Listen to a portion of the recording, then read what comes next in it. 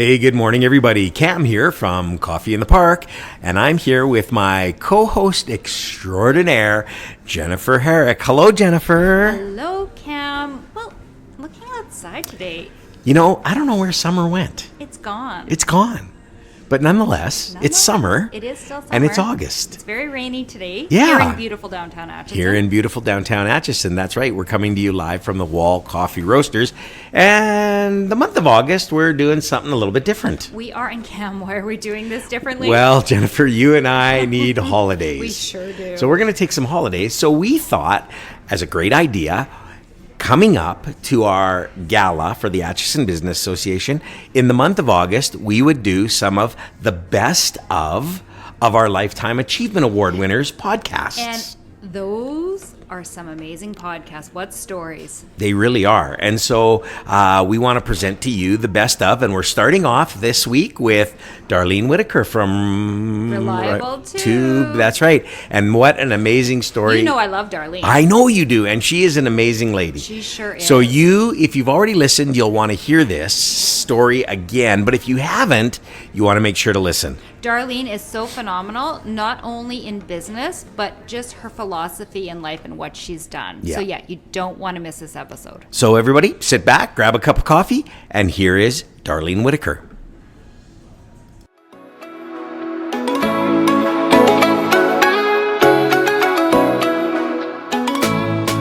Well, hello, everybody. It's Cam here at the ABA Coffee in the Park podcast, and I am here with my co-host extraordinaire, Jennifer Herrick, the Executive Director of the Acheson Business Association. Hello, Jennifer. Hi, Cam. How are you this morning? Oh, it's a great day. It's sunny outside. It's a beautiful fall day. I'm just having a great time so far. Me too. Yeah, it's awesome outside. And we are coming to you live from the Wall Coffee Roasters in beautiful downtown Acheson. That's right. So if you hear some noises in the background, some coffee purring, people talking, kids screaming, it's because we are in this beautiful coffee shop right in the heart of downtown Acheson. And so, hey, we're just really excited to be with you today. Tell us a little about our sponsors. We would like to thank our gold corporate sponsors, which include the MyShack Group of Companies, Genix, and Parkland County. We would like to thank these individual businesses for all that they do for the Acheson Business Association and their continued support. That's right, because without them, we would not be able to do this. Jennifer, we have a very exciting week coming up. We do. This is finally it, Cam. We are in the home stretch of the gala. That's right. Saturday night is our gala. I am so excited, and it is pretty much sold out. It is sold out. Yes, that's fantastic. Yes. It's going to be a great night. We're giving away lots of awards and capping it off with the Lifetime Achievement Award, yes, which this year's recipient is Mr. Wes Wall of Genix. But Cam, I am so excited for today's guest because the guest we have today was last year's Lifetime Achievement Award recipient. That's right. So you know what? We did this on purpose. We sure did. So Jennifer, why don't you go ahead and introduce our guest today? So I am absolutely honored to introduce Darlene Whittaker, who is the president and CEO of Reliable Tube here in Acheson. Hello, Darlene. Hi, Darlene. Hi, you guys are amazing. Oh, you're just so excited about it. We're so everything. excited It's to wonderful. have you here. This is really awesome. Thank you. Yeah, it's great. And like Jennifer said, you were our last year's recipient of the Lifetime Achievement Award at the ABA Gala. And so I think this is awesome that you're here today with us. So do I. Yeah. And can I just say, Darlene's always a little reluctant. And Yes. one time she accused me of bullying her into doing something. I did not bully her, and she was happy she did it. Well, because Darlene has a great story, but she always is a little shy about telling it. So stay tuned, because we did a video with her last year. We gave her the award last year. We're doing a podcast with her. The book's coming out, and I think the movie will be out really soon on the life of Darlene Whittaker. So, but again, we are just so excited to have her here with us today. We are. So, Darlene, let's kick it off. Tell us a little bit about yourself. Where did you grow up? Well, thank you guys for having me. It's I'm honored to be here. Thank you so much.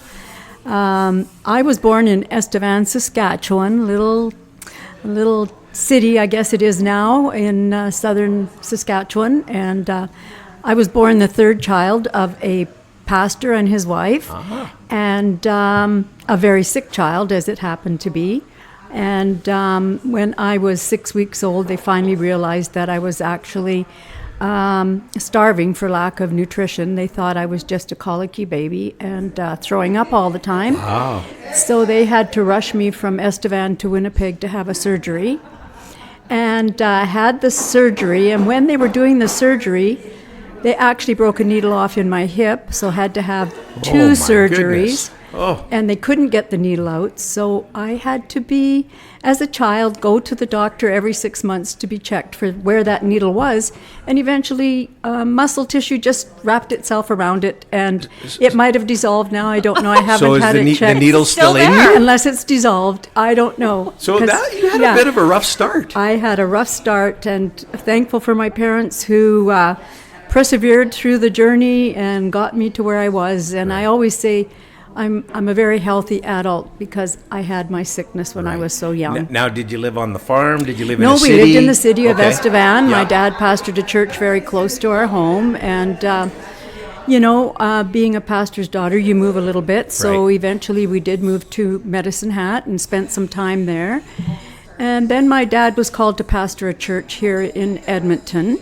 And of course, being a teenager at that time, I did not want to leave my friends and boyfriends. Boyfriends. And so You I want did to talk not about those? No, No, because if not they're listening, if any of them are listening, okay, we won't go there. necessary. All right. And so I was reluctant to go, but anyway, we did end up moving, and of course it was meant to be because I met the love of my life in the church my dad went to pastor. So Right. I was happy to make the decision. So where did you go to high school? I went to Vic. You went to Vic Comp. Yeah. Okay. I went to Rochep, so you were our rivals. Oh, yeah. Vic Comp was our rivals. Yeah, I don't know how I ended up there, but Yeah. I did. Okay. I think because of the courses I was in before I got there, it was the Right. only one that offered what I was taking, so Sure. that's where I was. Okay. But I did graduate from Queenie, actually. You did? Did end up Okay. moving to the North End and graduated from Queenie. Oh, okay. Yeah. All right. So Well, there's another story behind that. Not sure you want to hear well, it. yes, hey, we sure do. we do. Well, you If know, it's as good as the boyfriends, I Well, want it's to hear a- it. That's all I got to It's a say. bit of a sad story. Okay. My parents were not happy that I connected and met a young man that was of a different race than I was. Right. And so they decided the best thing for me to do was to be sent back to Saskatchewan. So I ended up going back and living with some family in Saskatchewan briefly. Right.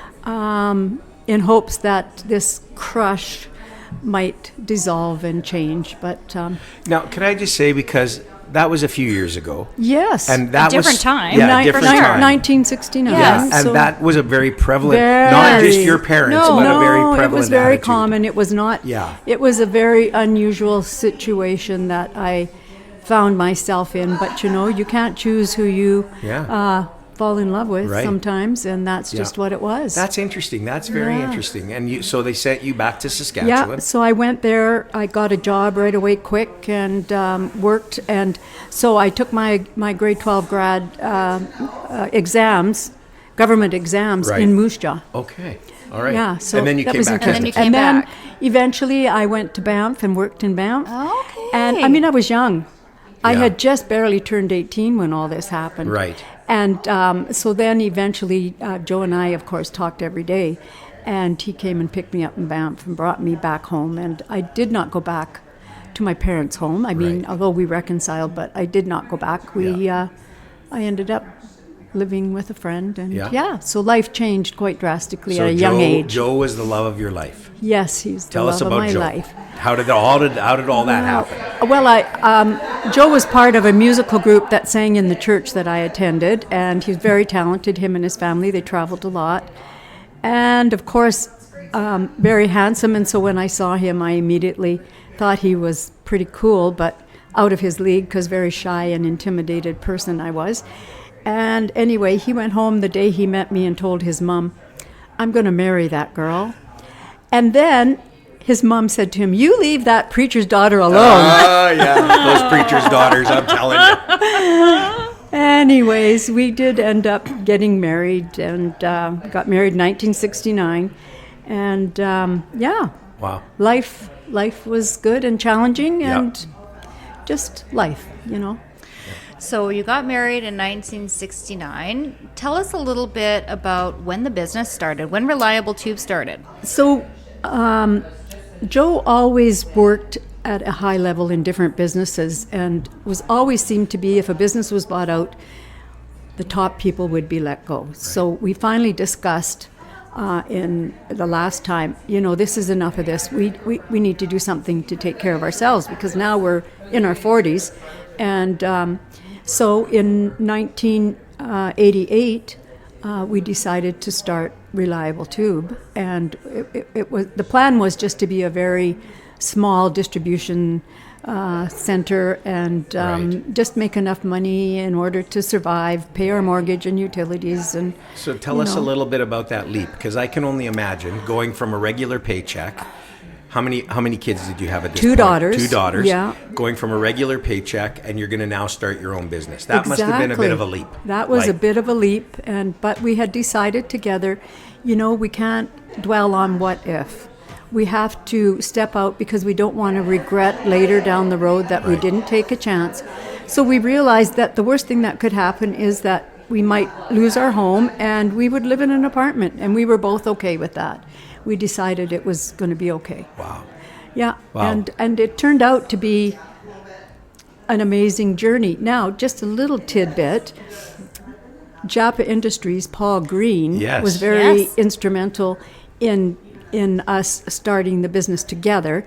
Joe and him were partners for a brief time, and it was amazing. He was brought into our life for a time, and we're very thankful for him and how the journey with him evolved, and also that we were able to part in friends and be still continue on in the journey. So So maybe before we go any further, you should tell us what Reliable Tube does. So we are a steel tube only, just tubing, round, square, rectangular tube. Right. We don't do flats or anything else. And we started out with just a very small warehouse here in the park, and then we grew and needed a bigger warehouse, which is the one down the street from us now. And we just started expanding buildings and just found they were too small, and ended up in the place where we are now. And it was just, I don't know, it was just amazing, because we didn't anticipate the growth and the acceptance and of the different people out there that helped us in our journey along the way. Yeah. So, Darlene, when Joe started the business, you weren't always working there, though, no, were you? I worked only part-time at another company, Mansfield Importers, very old business, and it's no longer there, but I did the accounting there, which was very wonderful experience for me, because I worked with an accountant who really trained me and got me to a point where I would be very capable at running the business where I am now, even though I have no actual educational background, I haven't got a degree or anything, but just because of the on-hands training I had, it worked out very well for me. So you were working there, but still doing part-time at Reliable? Yeah, no, I didn't. I wasn't doing anything at Reliable yet, because we'd agreed not to work together. Yes, this was a thing we had decided. Yeah. No, this is not a good thing to work together. It's not easy, husband and wife working together, and we thought we need to keep our marriage okay without bringing in the dynamics of working together. We decided not to. But one day in 1994, Joe called me up and said, "Dar, enough's enough. Quit that job, and you're coming to work here, because I can't do this." He needed you. Yeah, and which was it felt good that he told me to do that, but it was difficult to do, because now I'm going from a little paycheck to work for the company. Now you're really all in. No, now I'm all in. It's all in. So anyway, it turned out it has turned out to be very good.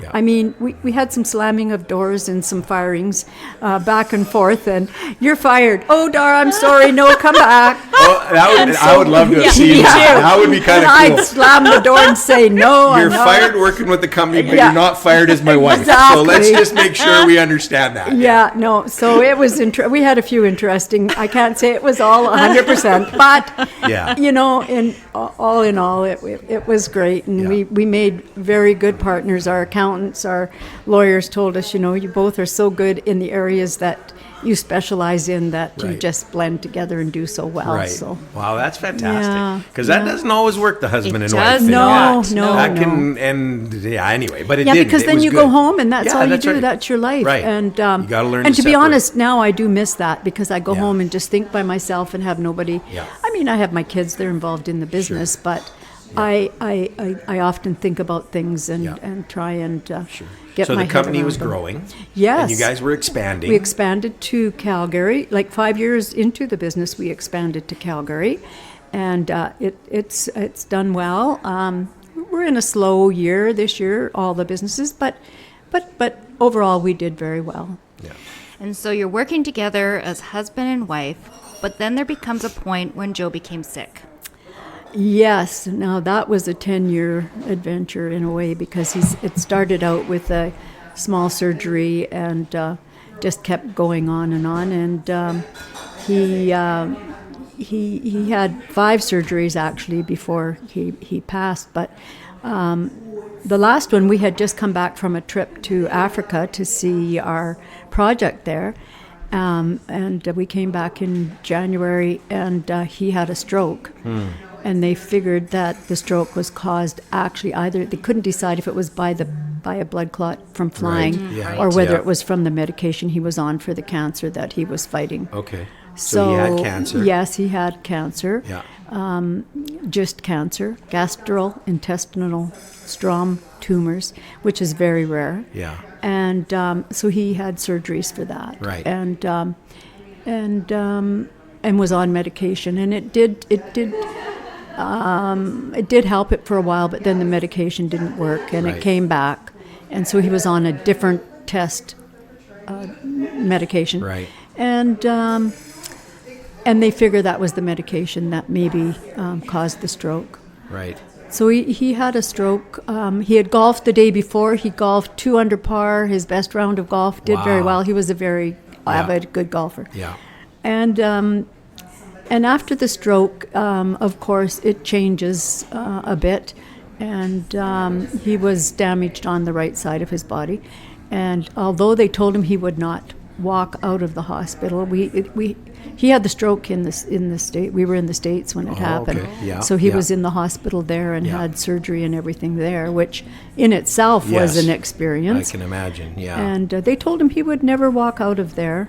And he had such intestinal fortitude and such drive, which Yeah. is through his whole life, Yes. as shown in what he accomplished, that he did walk out of that hospital and was amazing. And he did have to have some other rehab, but Sure. he never recovered necessarily his total use of his right arm. So but tell us, how did that affect the business? Because I would imagine that would have a Well- major effect Yes. on the business. You and the business. Well, Yes, it, yeah, wa- well, it was yes. very difficult. Our girls flew down right away and stayed down there with us for 2 months while he was in recuperation. So, of course, we just had to think about that, and that's all we thought about. Right. But thank goodness we had very capable people in our businesses that just carried on and were so loyal and supportive of everything, and were just hoping and praying that everything would go well.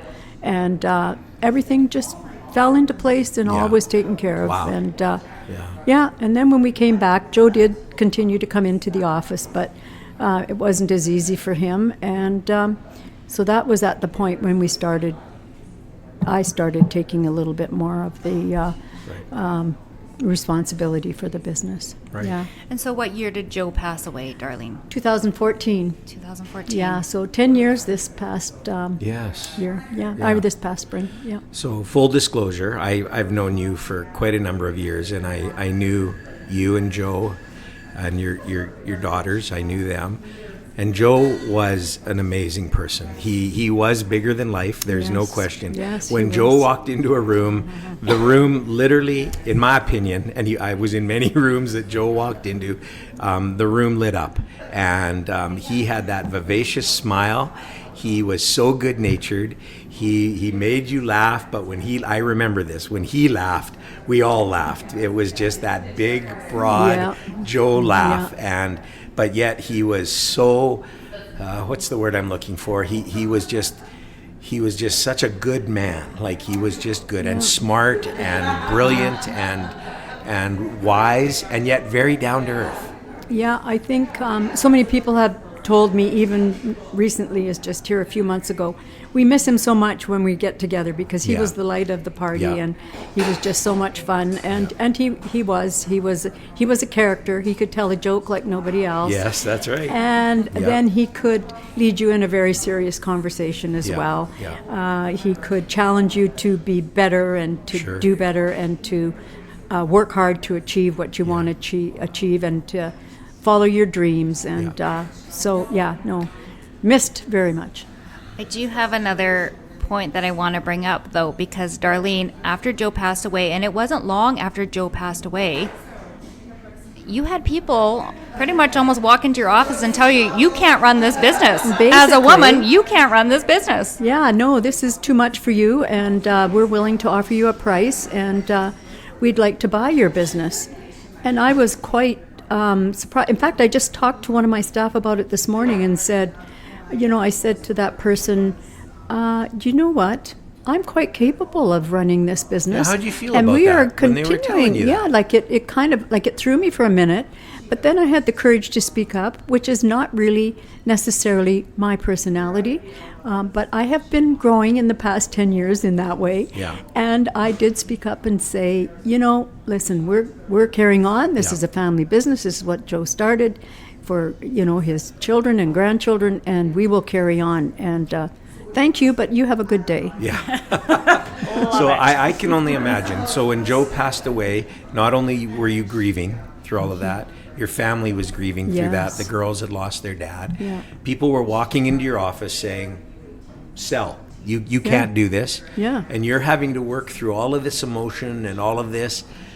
At the end of the day, what was it that you said, nope, I'm doing this? Well, I just knew in my heart it was what I had to do for Joe's legacy, for one thing, and for my kids and grandkids. I remember Joe sitting with our oldest grandson on his knee, sitting in his office and saying to him, one day this will all be yours, Braden. So challenging him at a very young age that he needed to be responsible. And we've always challenged our kids to be people of integrity and to be compassionate and to be charitable and carry on. So we just knew we could do it. Yeah. And thankfully, I have two wonderful son-in-laws as well as my daughters, and they came, stood up, and they have been immensely helpful to me in the journey, and we work well together as a family. Sure. Yeah. And you have a great family, Darlene. Thank you. I think so. I mean, everybody thinks their family's the greatest, but you know what? We love Newsflash, them. we have the best. Yes. And I wouldn't expect you to say anything less than that. Listen, anybody you can get their mom to go to Disneyland for 2 weeks and go on the rides. Oh with my that. gosh, some of the Darlene. rides I will say, less this time than last time, but I'm telling you one thing. I told them, no way, you are not getting this old lady back up there again. What was your favorite ride? Come on. now. Ratatouille.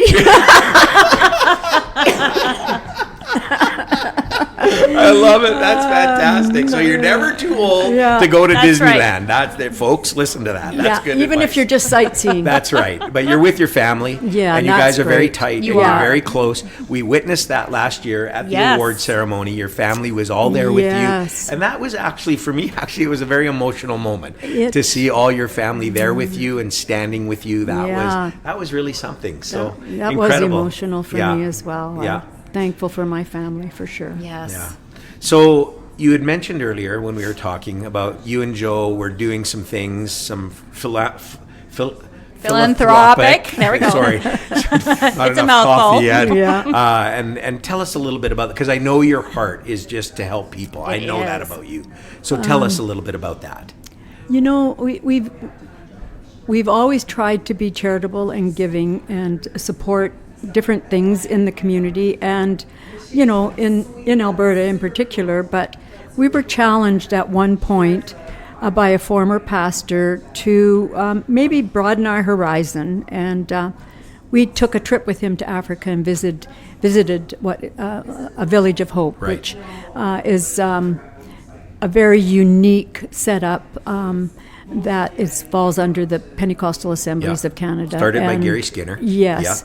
And David Hazard was very That's right. involved David in Hazard that. was very involved in that. And correct. so we went with him to visit a particular village, and with the thought, David was hoping that we would help sponsor building of a home.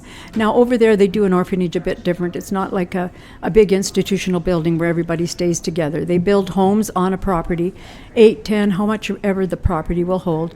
And in each home, there's 8 children, a mother and an aunt taking Yes. care. So it's more like a home base for the kids than, that's their mom. They're doing their work. It's a fabulous way to do it. They do amazing work, yeah. And it had a school at this particular place, and so they were he was challenging us that we should, perhaps sponsor the building of a home. So we were talking about it, and asking what it would cost to sponsor the home, and it was somewhere around $25,000-$30,000 to sponsor a home, and so we were thinking and looking at each other, and Joe, out of his, of course, desire, he always thought ahead, and he said, well, what about doing a complete village?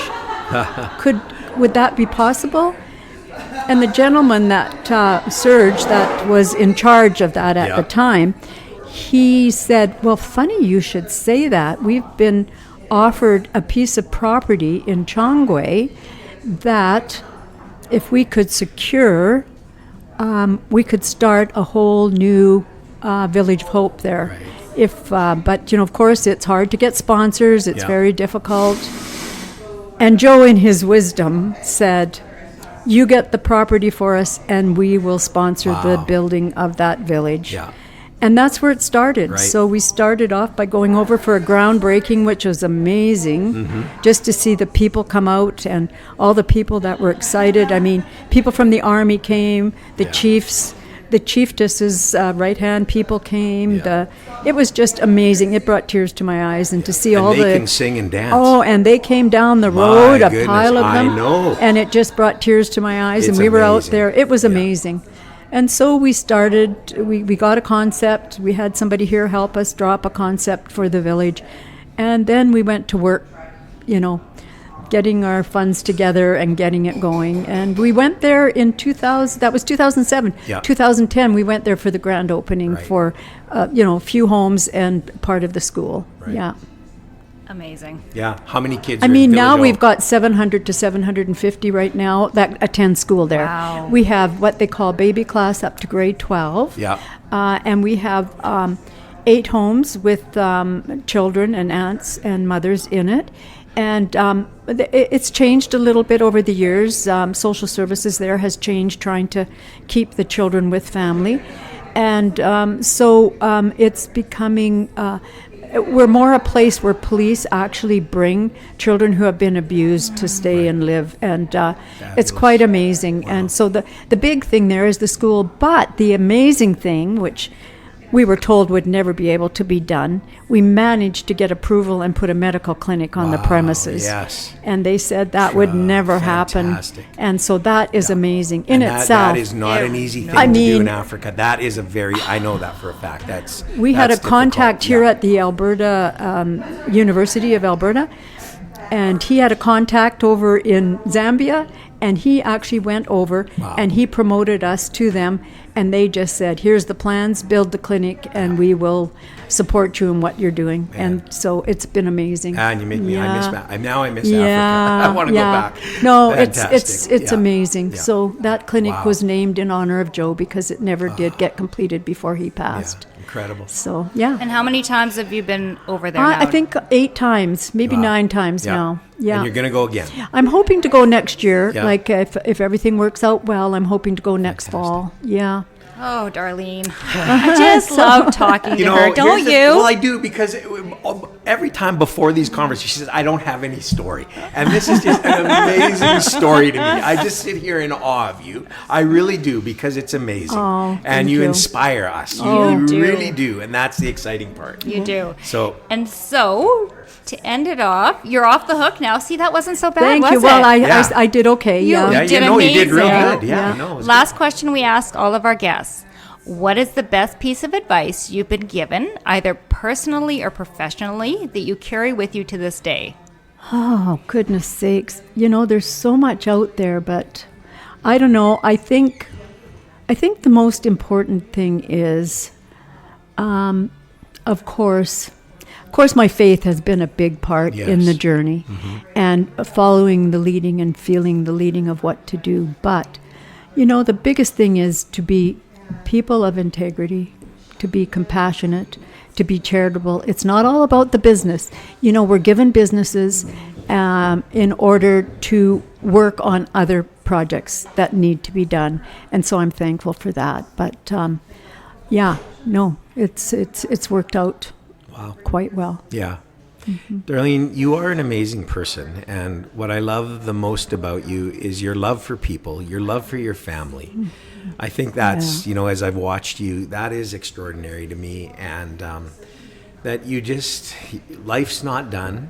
It wasn't done when Joe passed. No, it was disappointing. Yes, absolutely. But the journey continues on. Yes. And you picked up and away you went. And I'm sure there's not a day that doesn't go by that you don't miss Joe. Absolutely. But you have decided to push forward, and the legacy, and here's the thing, the legacy you are leaving.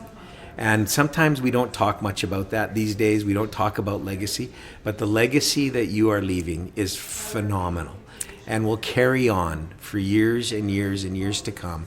And so I'm honored to, I hope, be able to say you're my friend. Yes. And we're honored to have you in Acheson. I'm honored to be here and to be part of the association. It's, we haven't been hugely involved a lot, but you know what? We do want to be. You're there. So, and we know you're there. We know you're there. Counts. That's right. Well, thank you, Darlene. Thank you so much for having me. I appreciate it so much. Thank you very much. Jennifer? Hey, I know. What's left to say? I know what's left to say. Right? I think you and I get the most out of this. And it takes us, I know for me personally, it takes me the whole day to come down now because this is just so incredible. So thanks everybody for listening. Really appreciate you listening to us. Really appreciate everybody who downloads our podcasts all over the world. We're excited about that. And so from the Wall Coffee Roasters in beautiful downtown Acheson. Thanks for listening, everyone. See ya. Bye-bye. I could listen to Darlene's story over and over and over again. What an amazing story. What an amazing lady. She's such an inspiration. So incredible. Thanks, everybody, for listening. And you can make sure to tell your friends and your family and your business partners and your enemies. And if you don't have any friends, make one so that you can tell them about this amazing story that you just listened to. That's right. And next week, in our best of, we are going to have Mr. Wes Wall. Mr. Wes Wall. That's right, the owner of Genix, a Lifetime Achievement Award winner with the Acheson Business Association, and he's going to share his incredible story of how he got to where he is today. You won't want to miss it. You won't want to miss it. So, hey, tell everybody about it. We look forward to seeing you next week. Thanks, everybody.